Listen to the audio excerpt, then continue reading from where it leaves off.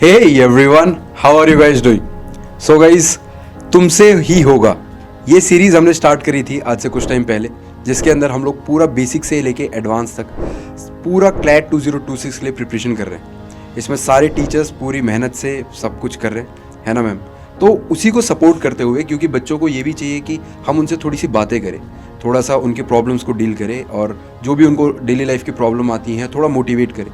तो मैम इसी के लिए हम लोगों ने क्या स्टार्ट किया है, एक बढ़िया सा पॉडकास्ट की सीरीज स्टार्ट करी है, जिसके अंदर अलग अलग टीचर्स आपको अलग अलग तरीके से गाइड करेंगे। आपकी कोई भी प्रॉब्लम हो, कोई भी दिक्कतें हो बच्चों को, वो सारी चीज़ें आपको गाइड करेंगे टीचर्स। तो इसी के साथ मैम प्लीज़ आप। बिल्कुल, देखो यार, आज मैं और अतुल सर इकट्ठे हुए हैं, है ना। तो हम दोनों ने सोचा यार कि अपने अपने सब्जेक्ट लेकर के आते हैं, जो बच्चों को सबसे ज़्यादा डर लगता है जिस सब्जेक्ट में, और वो सब्जेक्ट में डर तो लगता ही है। बात कर रहे हैं क्वांट्स और लॉजिकल रीजनिंग की।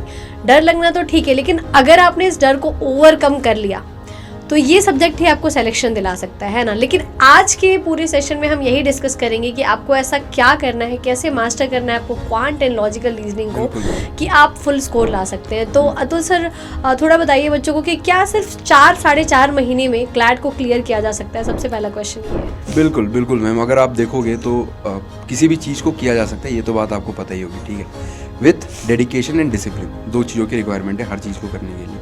अगर बात करें 4 महीने में क्लैट को क्लियर किया जा सकता है कि नहीं, तो बिल्कुल क्लैट को 4 महीने में क्लियर किया जा सकता है, क्योंकि अगर आप देखोगे, ठीक है, तो आपके कुछ सब्जेक्ट्स ऐसे हैं जो कि मैम ऑलरेडी बच्चों ने पढ़ रखे होते हैं। जैसे हल्का सा GSG के, हल्का सा तो सबको ही आता है बेसिक। इंग्लिश हम लोग हर दिन पढ़ रहे हैं, तो इंग्लिश भी थोड़ा सा आता है, ठीक है। वहीं पे थोड़ा सा लीगल आपको अलग से पढ़ना पड़ेगा। लेकिन अगर आप देखोगे क्वांट्स और लॉजिकल रीजनिंग, तो इसमें एक्स्ट्रा एफर्ट्स डालो आप, ठीक है, और दिन में आप 6 से 7 घंटे हर दिन पढ़ पा रहे हो, तो आप बिल्कुल मैम 4 महीने में क्लियर कर सकते हैं। अगर मैम मैं बात करूँ सबसे पहले, अगर स्पेसिफिकली अपने सब्जेक्ट के ऊपर आते हैं, तो आपको क्या लगता है कि लॉजिकल रीजनिंग और क्वांट्स क्या ये एक दूसरे से कनेक्टेड सब्जेक्ट है? बिल्कुल कनेक्टेड है यार। देखो, कनेक्टेड ऐसे है ना कि आप सेम चीज़ है, जब पेपर का पैटर्न आता है क्वेश्चन सॉल्व करने का, कि आप देखेंगे DI भी है तो बड़ा क्वेश्चन आता है, पूरा एक पैसेज बेस्ड आता है। और सेम ये है लॉजिकल रीजनिंग के साथ, कि इसमें भी क्वेश्चन सर पैसेज बेस्ड आते हैं ना, कि एक पैसेज आ गया, अब उसमें 5 क्वेश्चन आ रहे हैं। बच्चों को ये भी पता होना चाहिए। बच्चों को ये लगता है कि इतना बड़ा पैसेज सॉल्व करेंगे और 1 नंबर मिलेगा, नहीं। आपको ये ध्यान रखना है कि वो पैसेज बेस्ड आ रहा है दोनों में, चाहे वो क्वांट्स हो या फिर आपका LR हो, दोनों में पैसेज बेस्ड आ रहा है, और उस पैसेज को सॉल्व करने के बाद 5 क्वेश्चन बन रहे हैं आपके, है ना। तो सर ये बताइए कि क्वांट के लिए बच्चे क्या करें आने वाले 4 महीने में? मैम अगर 4 महीने हैं अगर आपके पास, तो मैं तो ये सबसे पहले कहूँगा कि कॉन्सेप्ट के ऊपर अभी काम किया जा सकता है। और कॉन्सेप्ट के ऊपर काम करने के लिए अगर मैं 3-4 स्पेसिफिक चैप्टर्स के नाम बता दूँ, जिससे बच्चों को बहुत ईजी हो ये सब काम करने के लिए, तैयारी करने के लिए, तो फिर वो सबसे पहला तो आता है मैम परसेंटेज, फिर आता है रेशियो प्रोपोर्शन, और अगर इसके साथ साथ अगर आपने एवरेज कर लिया तो आपका बेस तैयार हो जाएगा। अब इस बेस के ऊपर आप कुछ भी करो, ठीक है, वो आपकी मर्जी है, जो भी आप जिस भी टीचर से पढ़ रहे हो उनके आप गाइडेंस के साथ कर रहे हो। बट अगर मैं पर्सनली गाइड करूँ तो इसके ऊपर आप कुछ चैप्टर्स ऐसे हैं जिनको कर लेना चाहिए, जैसे कि प्रॉफिट लॉस हो गया, उसके साथ साथ डिस्काउंट हो गया, तो इन सब चैप्टर्स को आप कर लेते हो, इनके कॉन्सेप्ट्स की क्लैरिटी ले लेते हो। उसके बाद आपको अपनी रीडिंग हैबिट्स को बहुत अच्छा इंप्रूव करना पड़ेगा, क्योंकि मैम जैसा आपने बताया कि LR के अंदर और DI सेट्स जब हम लोग क्वांट्स के कर रहे होते हैं, तो दोनों में बहुत ज़्यादा रीडिंग बेस्ड आता है। उसके बाद आपको 5 क्वेश्चन करने, तो क्वेश्चन के कॉन्सेप्ट बहुत बेसिक होते हैं मैम, 10th क्लास तक के लेवल की मैथ्स आती है, लेकिन द थिंग इज़ कि आपको रीडिंग बहुत ज़्यादा करना पड़ेगा। बिल्कुल। तो मैम 5 कॉन्सेप्ट, 5 चैप्टर, 4-5 चैप्टर के कॉन्सेप्ट और रीडिंग स्टार्टिंग में तो ये करना है, और उसके बाद फिर अपना DI सेट्स लगाना स्टार्ट करना है। मेरे को ऐसा फील होता है कि अभी से हर दिन एक DI सेट लगाना चाहिए विथ प्रोग्रेस, ठीक है। अगर आपको ऐसा लगता है कि आप एक DI सेट को सही टाइम में कर ले रहे हो, तो you should go with 3-4 DI set, जितना भी आप कर सकते हो मैम। बिल्कुल। अगर मैम मैं ऐसे पूछूं कि जैसे लॉजिकल रीजनिंग बच्चे ये सोचते हैं कि बहुत वास्ट सिलेबस होगा, 12-13 टॉपिक्स हैं और सबको ही करना पड़ेगा, क्योंकि आपको हर चीज़ करनी है, तो क्रिटिकल है। तो मैम क्या बच्चों का क्या अप्रोच रहना चाहिए कि वो किस टॉपिक को प्रायोरिटी दे और किस टॉपिक को वो कर सकते हैं, बाद में भी कर सकते हैं, सो दैट उनके एटलीस्ट जो उनका सेट्स होते हैं लॉजिकल रीजनिंग के, वो कंप्लीट कर पाए? देखो यार, लॉजिकल रीजनिंग के लिए सबसे इंपॉर्टेंट चीज़ ये है सर कि बच्चों को पहले बेसिक तो क्लियर करना ही पड़ेगा, है ना। सिर्फ रीडिंग तो एक इंपॉर्टेंट पार्ट है, लेकिन आपको कॉन्सेप्ट्स पता होने चाहिए। जैसे कि अब आपने बोला कि कुछ इंपॉर्टेंट टॉपिक्स, वैसे तो 10-12 टॉपिक्स हैं। सबसे इंपॉर्टेंट है हमारे लिए हमें ये जानना है कि जो हम आर्ग्यूमेंट पढ़ रहे हैं उसमें प्रेमाइस क्या है, कंक्लूजन क्या है, अजम्पशन क्या है, इन्फ्रेंस क्या है। ये 4 टॉपिक हमारे लिए सबसे ज़्यादा इंपॉर्टेंट है। मतलब ये एक फाउंडेशन है आपके एलआर का। अगर आपने ये कॉन्सेप्ट समझ लिया चारों के, एंड आपने रीडिंग कर ली, रीडिंग पे थोड़ी सी बात मैं करूंगी कि अब सर बच्चों के लिए ये कन्फ्यूजन होता है कि रीडिंग करे तो करे क्या, कहाँ से करे। बहुत सारे बच्चे बोलते हैं मैम नींद आने लगती है रीडिंग करते करते, रीडिंग कर ही नहीं पाते हैं। लेकिन क्लैट में आपके पास कोई स्केप प्लान ही नहीं है, बिना रीडिंग के पेपर नहीं क्लियर हो सकता है। पेपर ही रीडिंग बेस्ड है मैम। बिल्कुल। तो रीडिंग के लिए आपको ये सबसे ज़रूरी चीज़ करनी है कि अब तो जुलाई में 10 दिन बचे हुए हैं, तो 10 दिन आप लोगों को मैं छूट दे देती हूँ, हम छूट दे देते हैं कि 10 दिन जो मन करे, कोई अपना फेवरेट हीरो हीरोइन, कोई स्पोर्ट्स हो गया, food habit, what ever you like, आप कुछ भी रीड कर लो, बट रीड आपको इंग्लिश को कंज्यूम करना है, ठीक है। अब वो किस तरीके से आप कंज्यूम कर रहे हो ये आपके ऊपर है, बट 1 घंटे तो डेली रीडिंग करनी ही है, क्योंकि बिना रीडिंग के कुछ भी क्लियर नहीं हो पाएगा, क्लैट ही नहीं हो पाएगा। क्योंकि पूरा कॉन्सेप्ट है सर, बहुत डेप्थ नहीं है, बट क्लैट में जो बच्चे ये डरते हैं ना कि बहुत इतना हैवी सा है, वो हैवी सिर्फ रीडिंग की वजह से लग रहा है आपको, बहुत इन डेप्थ नहीं है, ईजी सा है। रीडिंग अगर आपने सुधार ली और चैप्टर वाइज अगर आपने कॉन्सेप्ट क्लियर कर लिया, एंड बात करेंगे सर प्रैक्टिस की, तो अभी अगर बच्चों को मैं ये बोलूँ कि एलआर में कितने आपको सेट्स प्रैक्टिस करने चाहिए, सेट्स इन द सेंस कि कितने पैसेज प्रैक्टिस करना चाहिए, तो अभी इनिशियली आप कितना कर सकते हो। अगर आपने शुरू करी है पढ़ाई को, तो आपको मिनिमम 60 to 70% पहले सिलेबस कवर करना है। और जो बच्चे पढ़ चुके हैं बहुत से बच्चे सर तैयारी करते हुए आ रहे हैं, है ना, तो उनको डेली का 3 से 4 पैसेज करना ही करना है, ठीक है। तो ये आपका एलआर का है। अतुल सर, अब कुछ बच्चे ऐसे हैं जो तैयारी करते आ रहे हैं, है ना, अब उनको ये है कि यार मुझे मॉक टेस्ट देना है, बहुत दिन हो गए पढ़ाई करते करते, तो क्या सर ये सही टाइम है मॉक टेस्ट देने का, और अगर सही टाइम है तो कितने मॉक टेस्ट दें और कब दें? तो मैम अगर मैं आपको बताऊं, वो बच्चे जो ऑलरेडी प्रिपरेशन करते हुए आ रहे हैं, ठीक है, उनको अभी वीकली 1 सेक्शनल मॉक टेस्ट तो मिनिमम देना चाहिए, मिनिमम बता रहा हूँ मैम ये, ठीक है। वरना वो 2 सेक्शनल मॉक टेस्ट भी दे सकते हैं, हर 3 दिन में 1 मॉक टेस्ट दे रहे हैं जो सेक्शनल होना चाहिए। जैसे आज क्वांट्स का दिया, फिर 3 दिन बाद एलआर, फिर 3 दिन बाद। अब इंग्लिश को आप सेक्शनल नहीं दो, इंग्लिश को अगर आपने इंग्लिश को मान लो सेक्शनल दे भी दिया, ठीक है, तो एटलीस्ट, क्योंकि जीएस जीके के लिए आपको उतना टाइम लगेगा नहीं, तो आप क्या कर सकते हो कि जीएस जीके को किसी एक सब्जेक्ट के साथ क्लब करके मॉक टेस्ट दो, ठीक है, सो दैट आपकी फ्रीक्वेंसी बढ़ जाए बाकी सब्जेक्ट्स के मॉक टेस्ट देने की। और अभी ये ऐसे मॉक टेस्ट देना चाहिए। जो बच्चे अभी प्रिपरेशन स्टार्ट कर रहे हैं उनको वो वीकली 1 दे सकते हैं, ठीक है, वरना वो अपने बेसिक्स क्लियर करने के बाद, जो कि 15-20 दिन में क्लियर हो जाएगा, ठीक है, उसके बाद वो लोग मॉक टेस्ट को इसी पैटर्न में दे सकते हैं। आगे बढ़ते बढ़ते अगर आपको मैम स्पेसिफिकली मैं बताऊँ, ठीक है, तो एग्जैक्टली आज से 1 महीने बाद बच्चों को मॉक टेस्ट की लेंथ बढ़ा देनी चाहिए, 2 सब्जेक्ट्स को क्लब करके 1 मॉक टेस्ट देना चाहिए, ठीक है, मतलब 50% ऑफ द पेपर, और उसके बाद फ्रीक्वेंसी और लेंथ दोनों बढ़ा के अक्टूबर एंड से बच्चों को ये करना चाहिए कि फुल लेंथ मॉक टेस्ट हर संडे दे रहे हो, क्योंकि संडे को पेपर होता है हमारा क्लैट का, और फुल लेंथ मॉक टेस्ट अगर हर संडे दे रहे हैं तो उनका जो मैम टाइम क्लॉक होता है, ठीक है, बायोलॉजिकल टाइम होता है, वो हाँ हैबिचुअल हो जाएंगे उस चीज़ को लेकर, और इस तरीके से फिर वो मॉक में इम्प्रूव करेंगे। बट अगर मैं मैम मॉक टेस्ट की फ्रीक्वेंसी की बात तो मैंने कर ली, आपको क्या लगता है मैम कि कितने मॉक टेस्ट में कब क्या नंबर आने चाहिए बच्चों के कि वो सेटिस्फाइड हो, उससे और आगे बढ़े, और अगर नंबर कम आ रहे तो उससे बढ़ना कैसे नंबर से? बिल्कुल। देखो सर क्या होता है ना कि बच्चों का ऐसा होता है कि उन्होंने कोई मॉक टेस्ट दिया, आज आ गए 70 नंबर, 4 दिन बाद वाले मॉक टेस्ट में 40 नंबर आ गए, वो पूरे घबरा जाएंगे और वो पैनिक कर जाते हैं। वो पैनिक करके बार बार मॉक टेस्ट दे रहे हैं क्योंकि उनको नंबर ज़्यादा लेके आना है। ये मोस्ट बच्चों का कॉमन होता है, आपने भी प्रिपरेशन करी होगी, मैंने भी करी होगी। जब हमारे मार्क्स गिर जाते हैं तो हम पैनिक करने लगते हैं और फ्रीक्वेंसी से मॉक टेस्ट देने लगते हैं। बट देखो यार, मॉक टेस्ट में आप किसी एक नंबर पे, किसी मार्क्स पे स्टक कर जा रहे हो, ठीक है, और डिक्रीज कर रहे हो, ये 2 चीज़ें होती हैं। अब इसके पीछे का रीज़न क्या होता है सर कि हमने एनालिसिस नहीं कर रहे हैं, हम सिर्फ मॉक टेस्ट दिए जा रहे हैं, बैठे मॉक टेस्ट दिया, लगाया और फिर हम छोड़ दिए, फिर अगला मॉक टेस्ट लगा दिया। अब उस मॉक टेस्ट से आपने कुछ सीखा ही नहीं, तो आप सेम जगह पर हो। मॉक टेस्ट को बोला जाता है कि हमारा आईना होता है ना, हम कितने पानी में हैं वो मॉक टेस्ट ही बताता है, लेकिन आप उसको सही तरीके से चेक भी तो करो। बिल्कुल बिल्कुल। तो वो मॉक टेस्ट, अब एक तो बात हो गई कि फ्रीक्वेंसी कितनी रखनी है, हफ्ते में 1 अभी आप रख सकते हो, आगे चल के आपको इंक्रीज करना है।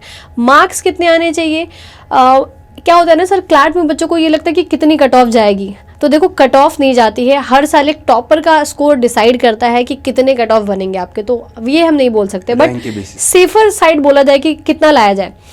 तो आपको एग्जाम तक तो 90 स्कोर लेके आना। अगर अभी आपका 60-70 भी आ रहा है तो आपको बिल्कुल भी पैनिक नहीं करना है, क्योंकि हर बच्चा सर किसी का बेसिक क्लियर हो गया होगा, किसी ने भी पढ़ना शुरू करा होगा, कोई रिवीजन कर रहा होगा, है ना। तो लूप होल्स तो छूटे होंगे, सबके छूटे होंगे। तो अब मैं बोलूँ कि 90 स्कोर लेते आओगे, ये पॉसिबल नहीं है। गलती से आ गया तो आ गया, है ना, अगले में फिर डाउन हो जाएगा। तो ये आपको ध्यान रखना, एनालिसिस करना है, ठीक है। दूसरी चीज क्या करनी है कि अभी आपको एक्यूरेसी मेंटेन करके चलना है। सबसे इंपॉर्टेंट चीज सर अभी के लिए एक्यूरेसी है, क्योंकि क्लैट ऐसा एग्जाम है कि 120 क्वेश्चन आ रहा है, वो वन लाइनर नहीं आ रहा है, वो पैसेज बेस्ड आ रहा है, ठीक है। 120 क्वेश्चन 120 मिनट में करना है, पैसेज पढ़ के करना है, तो आप सारे क्वेश्चन नहीं अटेम्प्ट कर पाओगे। सबसे इंपॉर्टेंट चीज हर बच्चे के लिए सर ये होनी चाहिए कि वो ये ना सोचे कि मैं 120 क्वेश्चन अटेम्प्ट कर लूंगा, नहीं पॉसिबल है ना। तो अभी हम कम क्वेश्चन भी अटेम्प्ट कर रहे हैं बट एक्यूरेसी रख रहे हैं, तो ये चीज जाएगी साथ में, है ना। एक्यूरेसी करना, और आपको सेफर साइड इतना चलना है कि अभी मेरे 60-70 मार्क्स आ जाए और धीरे धीरे एग्जाम तक पहुंचते पहुंचते मैं ग्रेजुअली इंक्रीज करूं। मेरा मोटिव ये होना चाहिए कि मैं ग्रेजुअली इंक्रीज करूं और एनालिसिस करूं। तो ये बात तो हो गई मॉक टेस्ट की। अब मैं सर ये जानना चाहती हूँ कि मैथ्स एक ऐसा सब्जेक्ट है कि वही डर वाली बात है मुझे भी लगता है थोड़ा बहुत, और इतनी कैलकुलेशन है सर।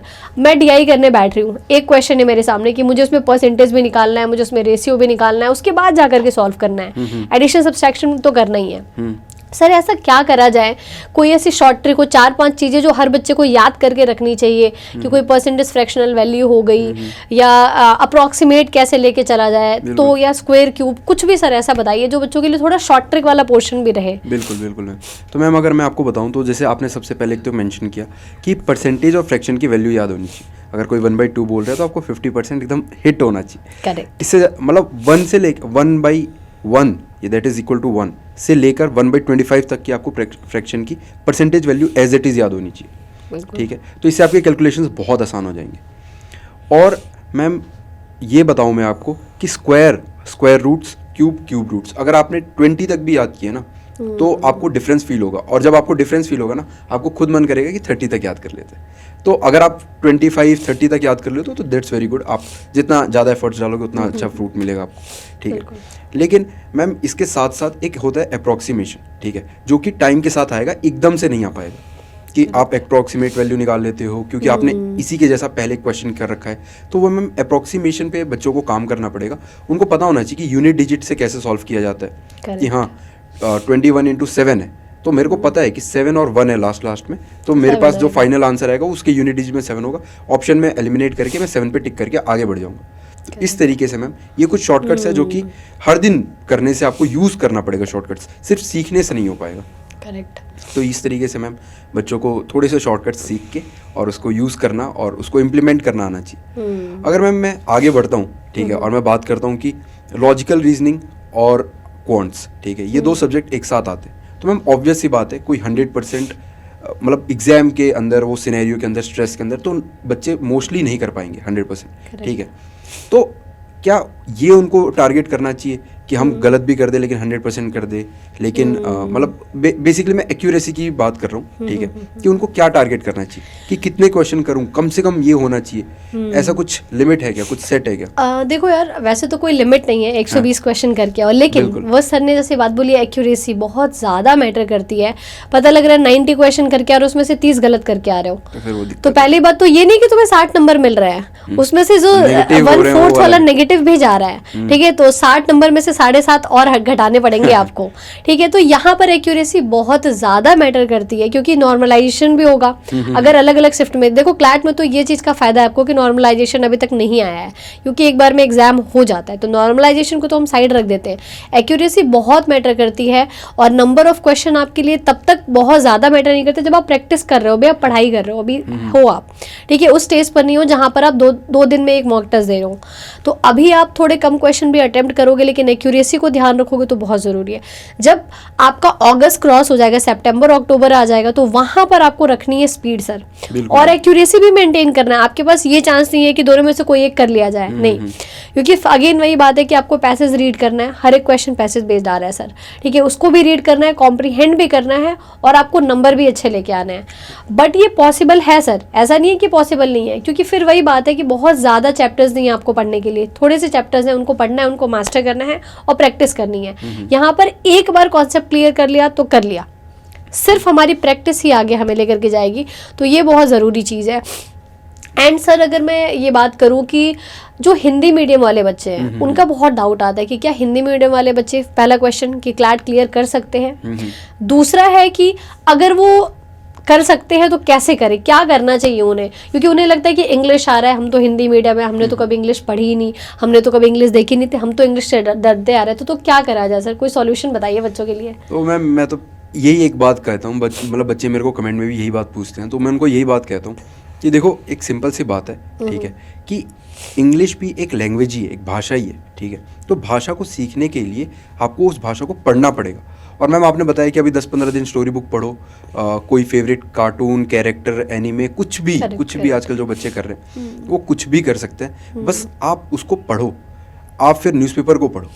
स्टार्टिंग के एक हफ्ते कुछ नहीं समझ में आता मैम न्यूज़पेपर में, ठीक है, क्योंकि आपको पता ही नहीं है कि अरे मोदी जी, मान लो मोदी जी यूएसए गए, लेकिन गए क्यों हैं, आपको कुछ पता ही नहीं है। लेकिन हाँ, फिर जब न्यूज़ आएगी कि मोदी जी यूएसए से वापस आ गए, तो आपको याद रहेगा कि अरे एक हफ्ते पहले पढ़ा था कि मोदी जी यूएसए गए थे तो वापस आ गए। तो मैम स्टार्टिंग में कुछ कनेक्ट नहीं बन पाएगा न्यूज़पेपर में, बट धीरे धीरे करके विद द टाइम आप प्रोग्रेस करोगे। और न्यूज़पेपर मैम इसलिए बहुत ज़्यादा ज़रूरी भी हो जाता है ना, क्योंकि वो आपको एक भाषा भी सिखाता है, साथ साथ उसमें बहुत सारे नंबर्स, स्टैट्स, डेटा, तो आपका लीगल भी स्ट्रांग हो रहा है, इंग्लिश भी स्ट्रांग हो रही है, रीडिंग भी स्ट्रांग हो रही है, वोकैब भी स्ट्रांग हो रहा है, सब कुछ स्ट्रांग हो रहा है एक तरीके से देखो तो मैम इस तरीके से वो लोग इस लैंग्वेज के ऊपर कमांड कर सकते हैं। और साथ ही साथ मैम मुझे ये लगता है कि कोई बच्चा अगर हिंदी मीडियम का है, तो इंग्लिश मीडियम वाले तो फिर भी खुद से थोड़ा सा कर ले रहे हैं, तो वो ठीक है, कोई बात नहीं, लेकिन हिंदी मीडियम वाले को तो ज़रूर क्लासेस अटेंड करनी चाहिए मैम टाइम पे, क्योंकि क्लासेस अटेंड करोगे तो एक तरीके से ऐसा होता है कि जैसे बचपन में मैम हमारा हाथ पकड़ा के ABCD लिखवाती थी, तो वैसा हो जाता है क्लासेस में कि हाँ ठीक है, कोई बात नहीं समझ में आ रहा, तो मैं हूँ या फिर आप हो,